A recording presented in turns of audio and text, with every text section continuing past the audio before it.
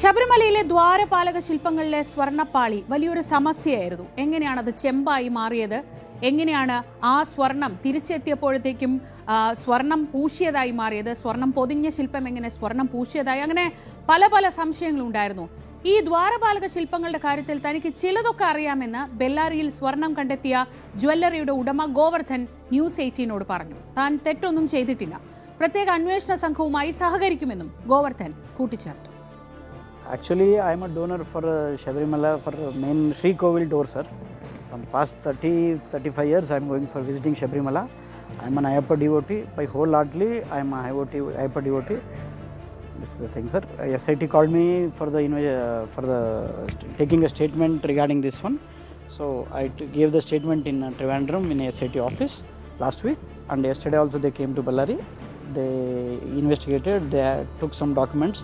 I fully supported for them. This is the main thing. I fully supported it because this matter is in the court. Right now I can't tell anything.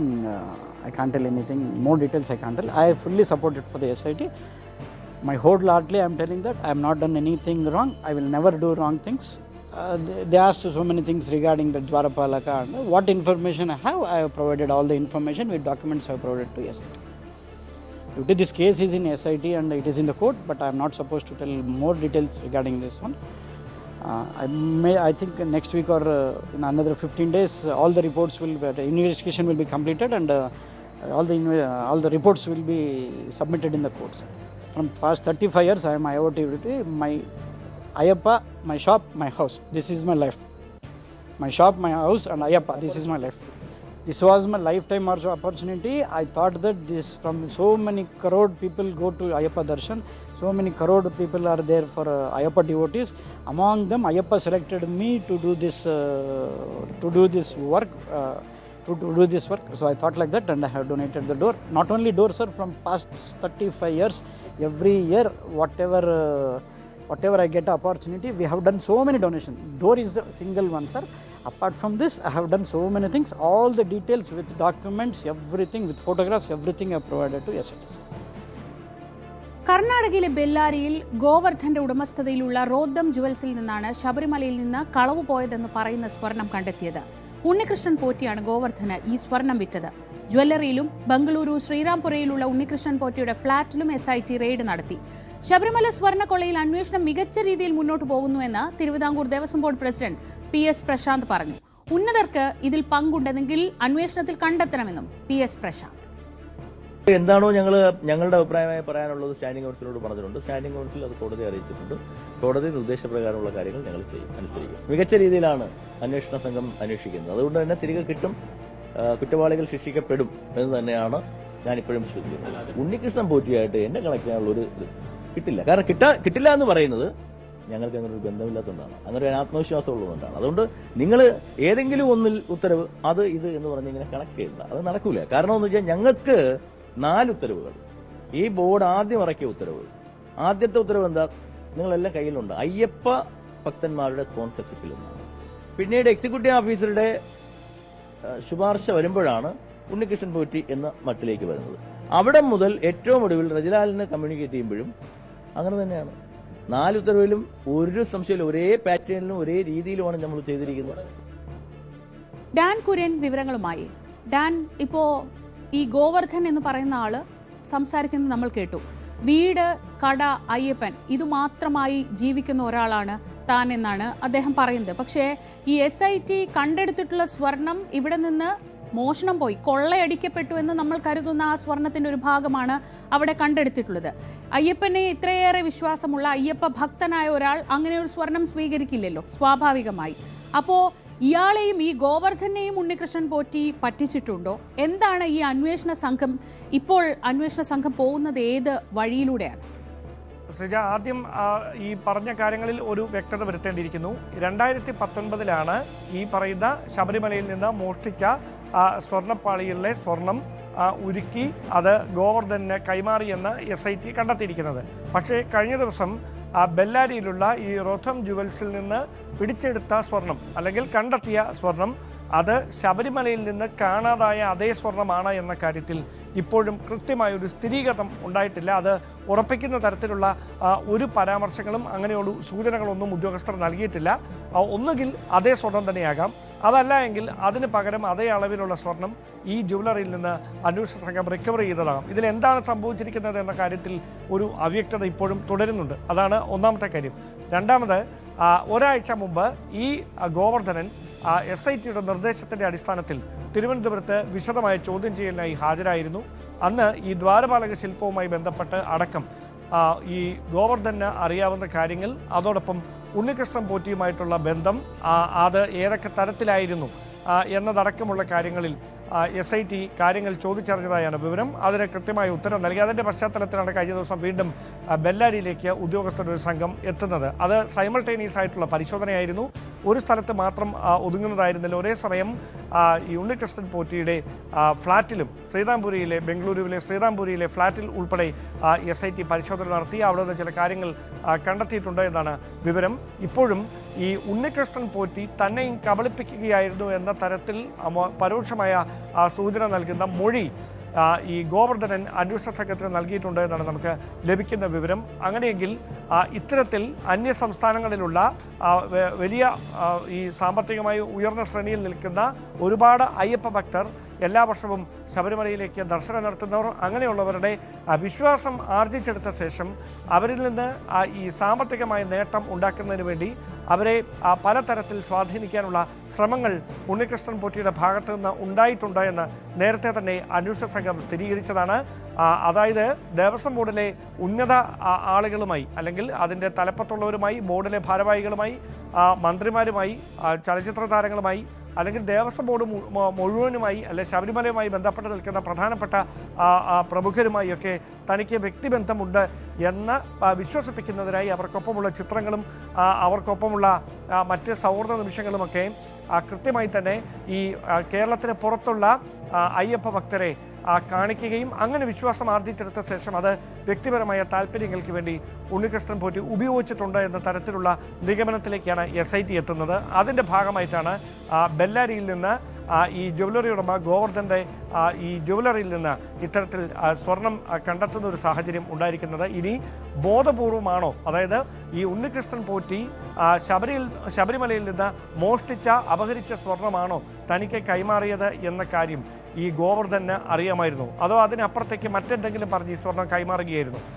ഇത് ഉൾപ്പെടെയുള്ള കാര്യങ്ങളിൽ വിശദമായ അന്വേഷണം നടക്കും. നിലവിലെ സാഹചര്യത്തിൽ ഗോവർദ്ധൻ നൽകിയ മൊഴി അനുസരിച്ച് ഇയാളെ മാപ്പുസാക്ഷിയാക്കാനോ അല്ലെങ്കിൽ അത്തരത്തിലൊരു നടപടികളിലേക്ക് കടക്കാനോ ആയിരിക്കും സാധ്യത. അതിനപ്പുറത്തേക്ക് ഉണ്ണികൃഷ്ണൻ പോറ്റിയുടെ ഈ ഗൂഢാലോചനയിൽ ഗോവർദ്ധൻ ഏതെങ്കിലും ഒരു പങ്കുണ്ട് എന്ന് പ്രത്യക്ഷമായി തെളിയിക്കപ്പെടുന്ന സാഹചര്യം വന്നാൽ മാത്രമേ ഈ കേസിൻ്റെ ഭാഗമാകുകയുള്ളൂ. അതിനപ്പുറത്തേക്ക് ഗോവർദ്ധൻ നൽകിയിരിക്കുന്ന മൊഴി വിശ്വാസത്തിൽ എടുത്തുകൊണ്ട് തന്നെ അന്വേഷണ സംഘം മുമ്പോട്ട് പോകാനാണ് സാധ്യത.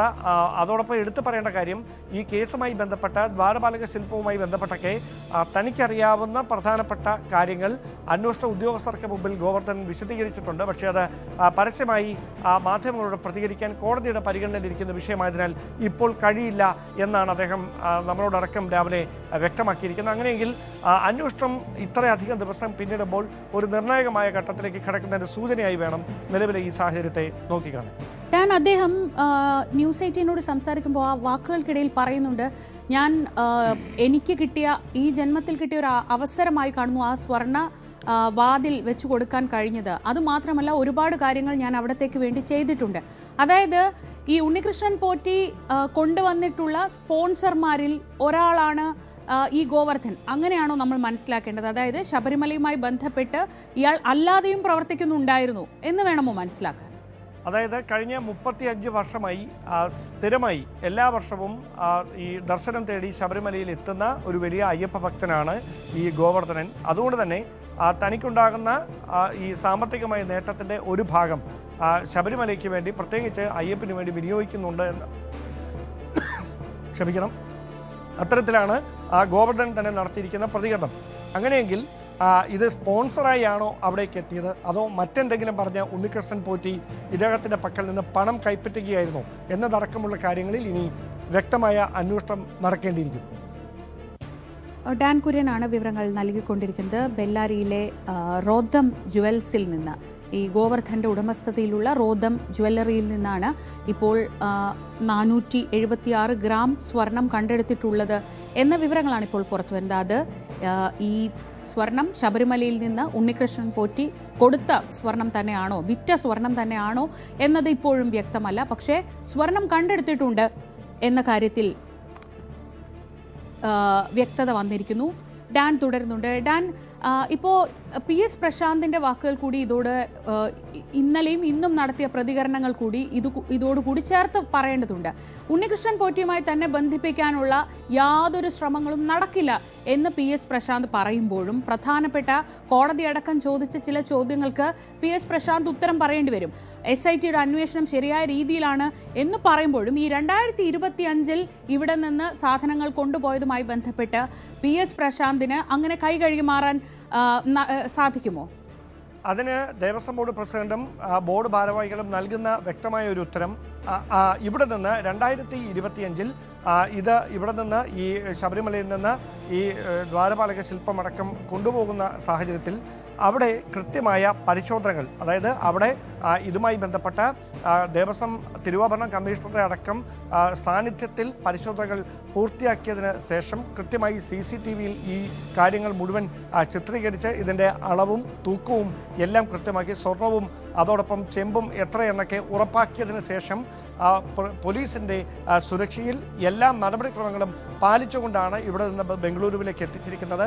അവിടെ ആ നടപടികൾ പൂർത്തിയാക്കുന്നത് ദേവസ്വം ഉദ്യോഗസ്ഥരുടെ സാന്നിധ്യത്തിലാണ്. അതിനുശേഷം തിരികെ കൊണ്ടുവരുമ്പോഴും അത് സന്നിധാനത്തേക്ക് തിരികെ എത്തിക്കുമ്പോഴും ഈ പരിശോധനകൾ വീണ്ടും നടത്തിയിട്ടുണ്ട്.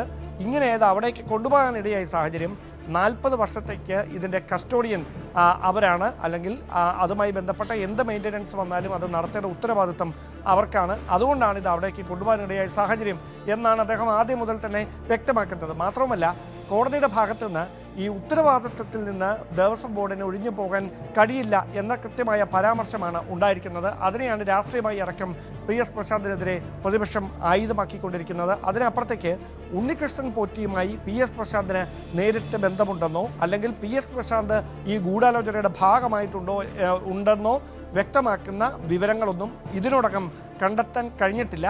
അതുകൊണ്ട് തന്നെയാണ് ആ ആത്മവിശ്വാസത്തിലായിരിക്കാം അദ്ദേഹം അത്തരത്തിലുള്ള പരാമർശങ്ങൾ ആവർത്തിക്കുന്നത്. പക്ഷേ ഒരു കാര്യം ഉറപ്പാണ്, 2019 ഭരണസമിതിയെ മുനയിൽ നിർത്തുന്ന തരത്തിലാണ് നിലവിലെ SITയുടെ കണ്ടെത്തലുകൾ. പക്ഷേ ഇപ്പോൾ ആ ഭരണസമിതി അംഗങ്ങളെ അടക്കം ചോദ്യം ചെയ്യുന്ന ഒരു നടപടിയിലേക്ക് കടക്കാതിരിക്കുന്നത് ഈ ഉണ്ണികൃഷ്ണൻ പോറ്റിയിൽ നിന്ന് പരമാവധി തെളിവുകൾ ശേഖരിച്ച് കസ്റ്റഡി കാലാവധി പൂർത്തിയാക്കി വീണ്ടും കോടതിയിൽ ഹാജരാക്കേണ്ട ഒരു പശ്ചാത്തലമുണ്ട്.